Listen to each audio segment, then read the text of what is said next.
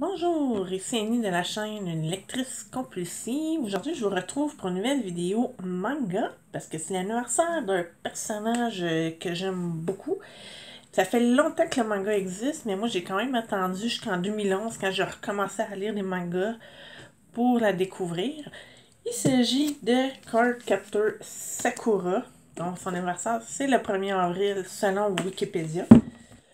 Ici, ben, je vous montre, il y avait une version double, petit tome 1 et 2. Ça, c'était fait justement dans les années 2010 quand j'ai commencé à la découvrir. Je crois maintenant que si vous allez sur le site de Okatsu Manga Lounge, ils ont déjà une nouvelle version de couverture. Donc, je vous invite à aller la voir si jamais ben, vous aimez les Magic Girls. Parce que comme Sailor Moon, c'est pas mal une des cinéatrices qui a parti ce mouvement-là. Si vous êtes de ma génération, vous avez probablement vu le dessin animé sur Télétoon en revenant de l'école. Moi, j'étais plus version Sailor Moon. Sakura, j'ai vu quelques épisodes, mais j'ai pas tout à fait embarqué à l'époque que ça jouait à la télévision. Mais si, encore là, si c'est un genre qui vous intéresse, je vous invite. Je pense que vous pouvez trouver aussi quelques extraits sur YouTube. Puis même que je vais vous mettre le lien de la chanson thème en japonais. Ça, c'est une chose qui me manque beaucoup parce qu'avec les séries américaines dernièrement, c'est surtout, on a quelques secondes de musique. Il n'y a plus vraiment de chansons thème pour les séries. Alors qu'au moins avec les animés, même que souvent après quelques épisodes, il y en avait une nouvelle. Mais celle que je vais vous mettre, c'est vraiment celle que je jouais pas mal pendant la première saison. Pour ceux qui ne connaissent pas justement Sakura, c'est l'histoire d'une petite fille de 10 ans qui va dans la bibliothèque de ton père puis qui découvre un livre vide qui se vide parce que toutes les cartes qui contenaient s'envolent.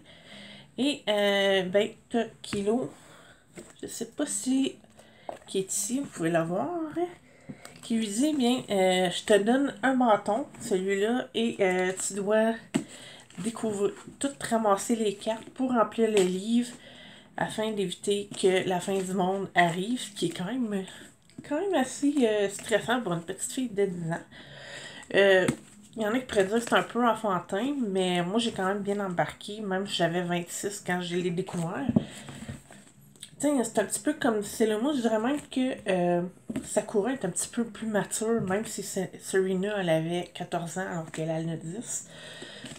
Il y a aussi Shaolan qu'elle va rencontrer un petit peu plus tard dans le manga, qui va l'aider dans sa quête. Et tu as sa meilleure amie, Tomoyo, qu'elle, elle va filmer chacune de ses quêtes. C'est vraiment intéressant. Je me demandais même si c'était pas la première fois qu'une fille avait un kick sur un autre, parce que bon, elle l'a jamais avoué, mais la manière qu'elle parle à son amie, des fois j'avais des petits doutes qu'elle avait un crush sur Sakura.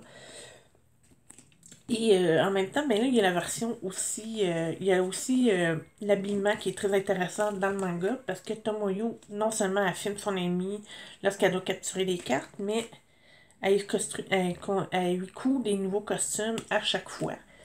Donc, elle n'est jamais bien de la même façon. Puis des fois, c'est quand même, pour ceux qui aiment le cosplay, je trouve que c'est un personnage intéressant parce que chaque convention que je vois, il y a toujours au moins une personne qui est déguisée en Sakura. Donc, ça aussi, si jamais vous cherchez une idée de cosplay, c'est une très bonne idée. Hein. Vous pouvez voir, ça c'était la couverture du tome 1, la couverture du tome 2. Comme je disais, ça c'était la version double des années 2010. Et bien avant ça, ben, j'ai réussi à trouver quelques mangas de l'ancienne version. Ça doit être celle des années 90, un peu comme Sailor Moon. Il y a eu une réédition par la suite. Ça, c'est les versions simples qui sont en jaune. Et je sais qu'une de mes amies tentait de toutes les collectionner. Si jamais elle voit cette vidéo-là, ben, tu me diras si tu as réussi à toutes les avoir. Moi, j'ai mélangé un peu les deux. Parce que ceux que je réussissais pas à avoir en jaune, ben, j'ai pris la version double pour compléter les 12 tomes de la première série de Cardcaptor Sakura. Fait que oui, j'aurais aimé ça avoir toutes moi aussi, soit toutes les doubles ou toutes les simples, mais bon. je me suis arrangée au moins pour compléter. Et la différence aussi, c'est que celui-là se lit dans le sens japonais, ce qui veut dire qu'il faut commencer par la dernière feuille. Et comme vous pouvez voir, je vais vous le montrer. Il montre au début comment bien lire un manga. Et dans la première version, bien, c'est un peu comme un livre normal. Là. On partait du début jusqu'à la fin, puis il n'y avait pas de droite à gauche. Les cases se lisaient comme une bande dessinée normale. Puis, ben, j'ai eu la chance aussi de voir les voice actors, les doubleurs de la version française, celle que je disais qui jouait à Télétoon pour ceux de ma génération. Je pense que c'était autour de 4h30 dans le temps. Et il y avait aussi des petits signets. Ici, vous pouvez voir, c'est Shawalan qui venait avec la première version. Je crois aussi, sur une convention, je vois qu'ils vendent le livre justement avec toutes les cartes que Sakura capturait. Je me le suis procuré. J'aimais beaucoup l'anime, mais peut-être pas au point de tout collectionner. Ensuite, bien, comme ça a eu un gros succès, ben, il y a à peu près peut-être 3-4 ans, je dirais, ils ont décidé de continuer la série. Après, la première contient 12 tomes. La deuxième, ça s'appelle Card Captor Sakura Clear Card. Ici, je vous montre, c'est le premier tome. Personnellement, j'ai une petite fibre pour la nouvelle série. Parce qu'il y a un nouvel personnage qui s'appelle Akito. Qui, elle, est un peu qui est fan du roman Alice au Pays des Merveilles. Puis je trouve toujours que quand c'est inspiré de ce roman-là, les histoires sont souvent éclatées, puis c'est ça que j'aime dans les mangas, c'est de sortir de ma zone de confort, oublier la vie réelle un petit peu. Donc, voilà. Pour le moment, celle-là contient 10 tomes. Je viens tout juste de lire les tomes 8, 9, 10. Et je vois qu'ils vont avoir probablement un prochain. Donc, je ne serais pas étonnée que la nouvelle série en contient 12 aussi. Je croise les doigts que ça n'aille pas un petit peu plus loin, parce que je connais certaines séries de mangas qui vont même... Vampire Knight, il y en avait 19. Puis là, leur partie nouvelle, une suite, elle aussi. Puis des fois, à un moment donné, comme je disais, là, autour de 10, ça commence c'est dispendieux. Fait que peut-être...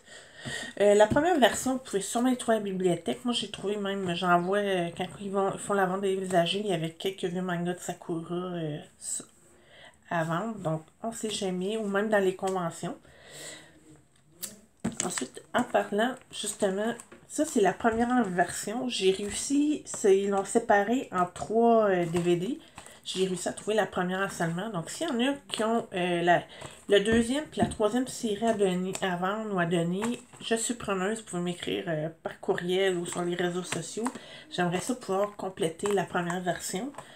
Malheureusement, par le temps parce qu'au début, c'était quand même 80$ par partie, pour 23 épisodes pour celui-là.